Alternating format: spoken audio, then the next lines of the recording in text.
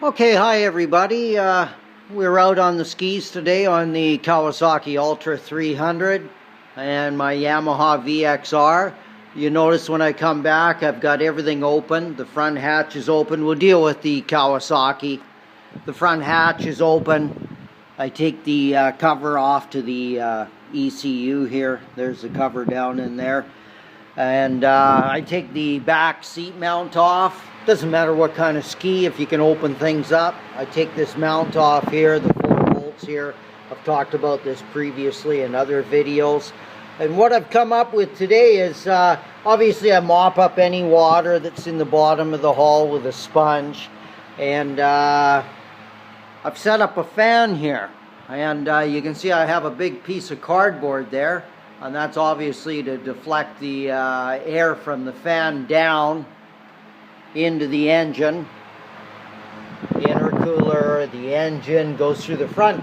And what's great about this is I've got a lot of airflow coming this way past my ECU. So that air is going throughout the whole hull, drying everything out. And that's key, I think. This ski has, well, I think I'm 38, 40 hours on it now. It's the same as new, you know, and previously I just opened everything up, and today I thought, well, if I could get a fan on it, it'll dry it out that much better, you know, so the air is going down, drying everything. I mean, obviously, if I was riding in salt water, I would have rinsed off the entire engine, and I've gone through all that in my other videos. But look at the condition of this engine area. Everything's like brand new. I would expect in 200-300 hours, it'll look like this. And I had a Sea-Doo once. As you know, I've had many Sea-Doos, and nothing against Sea-Doos.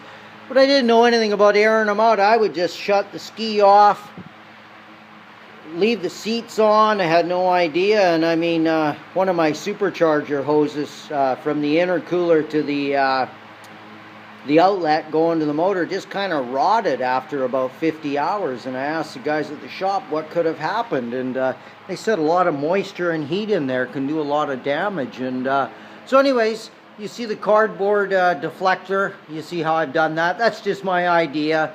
You could set up a fan. Well, you could put the fan in the front. You could blow the air that way through the ECU opening there. You could go that way. That might work.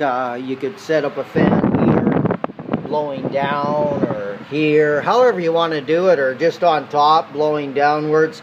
To keep in mind though, a fan is not explosion proof unless you have an explosion proof fan, and it's certainly not intrinsically safe. So if there were ever any fumes and you stuck your fan down here or anywhere in this engine area and there's any gas fumes, you will have an explosion. So just keep that in mind. Obviously, you shouldn't be riding your ski if you've got any kind of fuel leakage where you're having any gas fumes in there. But to keep in mind, you know, this is generating sparks.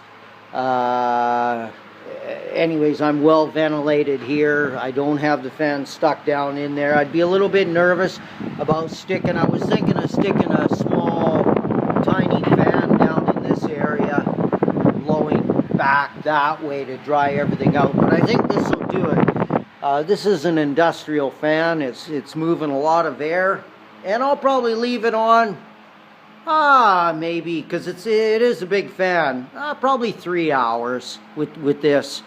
I don't know what BTU it is or however they rate these things, but it's a big fan. There's a lot of airflow going. So the key is to get it dried out. Obviously, the heat will dissipate quicker, but I don't want any moisture in there. And moisture and heat equals rust and does all kinds of nasty things. So anyways, that's today's tip from Rod, and hope that helps. Have a good one.